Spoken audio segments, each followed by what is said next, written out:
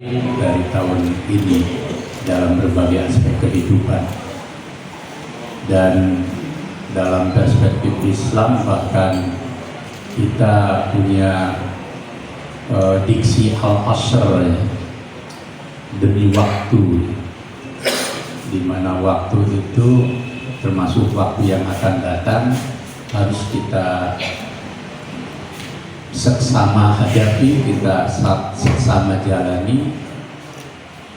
Jangan sampai kita mengulang hal-hal buruk atau tidak baik di masa lalu dan kemudian tidak bisa melakukan sesuatu yang lebih baik di tahun depan. Sampai Tuhan bersaksi tentang waktu, bersumpah, Tuhan bersumpah tentang waktu. Kalau orang Arab punya pepatah, al-waktu as-sayf, waktu itu seperti pedang. Alan taqatta'ahu qata'aka.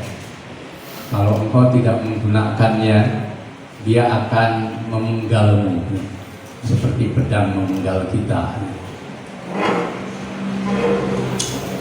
Nah, 2022 tentu kita masih menghadapi pandemi COVID, tetapi secara umum mulai landai.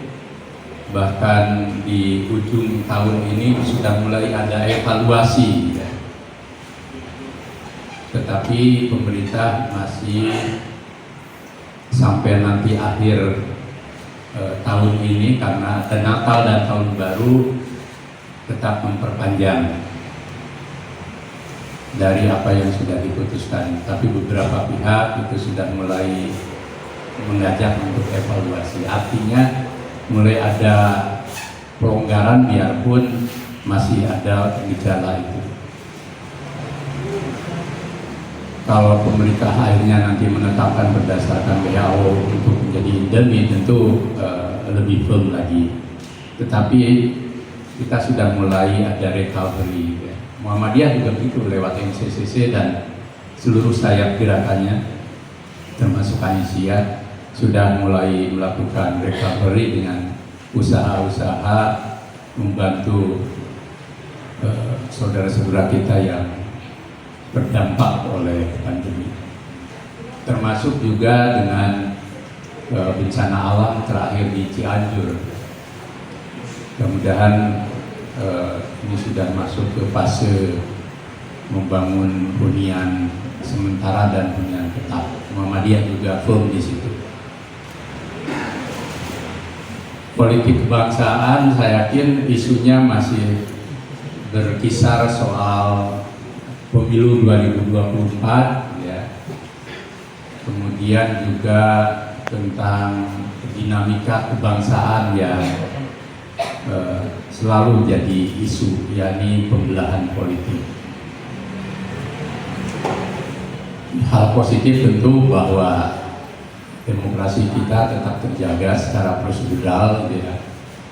Dan ini modal besar kita sebenarnya menjadi negara yang demokratis. Tapi dengan isu-isu tadi, agenda ke depan adalah pertama, dalam pandangan kami hasil dari muktamar yang lalu, muktamar ke-48 tentang pemilu 2024, Muhammadiyah memandang bahwa pemilu 2024 itu harus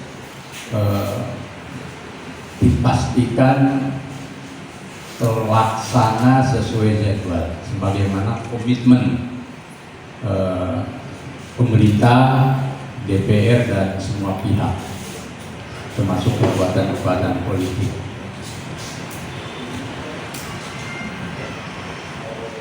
Dan jadikan pemilu itu sebagai proses yang makin demokratis, makin bukan hanya lu berjurdil dari prosedural, tetapi juga menjunjung tinggi makna dan etika demokrasi.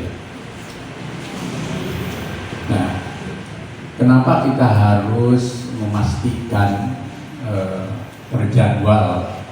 Karena kan masih ada suara-suara yang justru dari pihak yang semestinya memberi kepastian, perlu tinjau ulang pelaksanaan pemilu, berbagai isu-isu sejenis. Saya pikir ini harus segera diakhiri.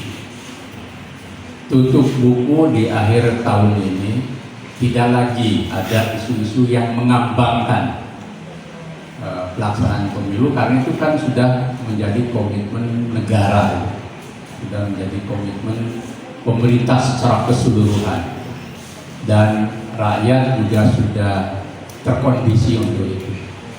Kepastian politik itu akan menciptakan stabilitas kehidupan kita berbangsa dan bernegara. Maka siapapun, baik dari elit maupun warga bangsa dan kelompok-kelompok kebangsaan, jika kita memang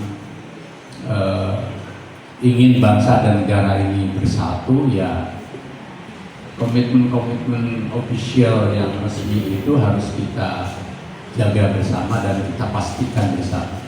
Jadi pemilu 2024 terlaksana sesuai jadwal, dan hentikan berbagai macam pernyataan, apalagi gerakan yang sifatnya spekulatif.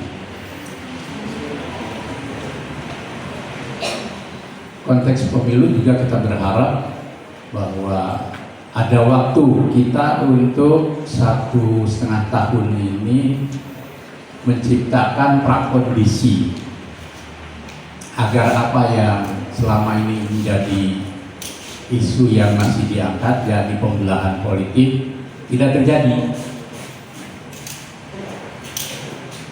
Pembelahan politik dari pengalaman pemilu-pemilu lalu itu harus juga tutup buku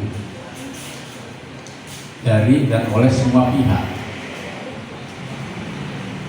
Kalau ada pihak-pihak yang memberi warning bahwa tugas pemerintah atau pemilu 2024 itu berat karena menghadapi pembelahan politik, justru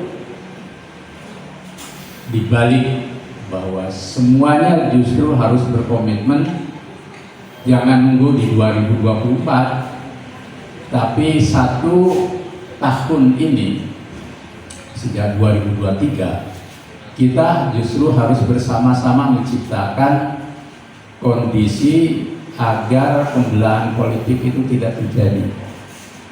Dinamika politik dalam perbedaan politik, pilihan politik itu hal yang demokratis dan alamiah. Tetapi pembelahan politik yang menjadikan warga bangsa, kekuatan bangsa, bahkan institusi di tubuh bangsa dan negara itu menjadi terbelah,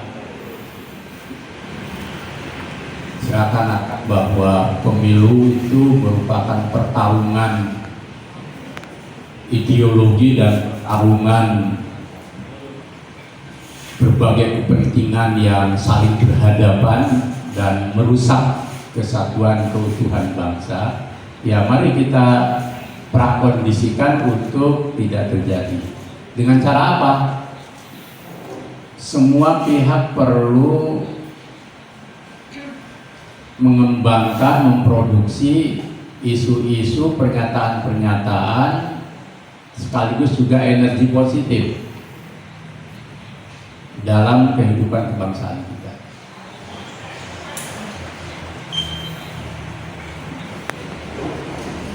Secara teologis itu Tuhan itu akan mengikuti waham-waham kita.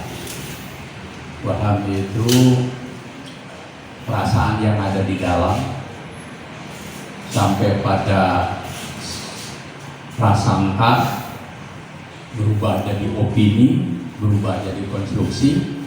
Kalau kita mengkonstruksi dan mewahamkan hal itu negatif, yang negatif itu akan terjadi. Maka kita konstruksi waham-wahamnya harus waham yang konstruktif dan positif.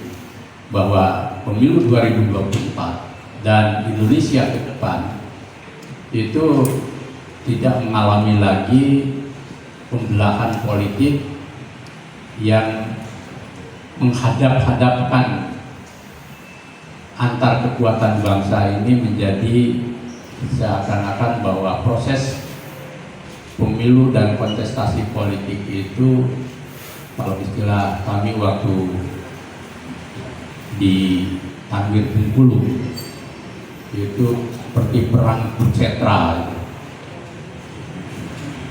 Perang Kurukshetra itu kan sebenarnya nggak ada yang menang gitu, jadi semuanya kalah karena semua orang sudah terkondisi untuk itu.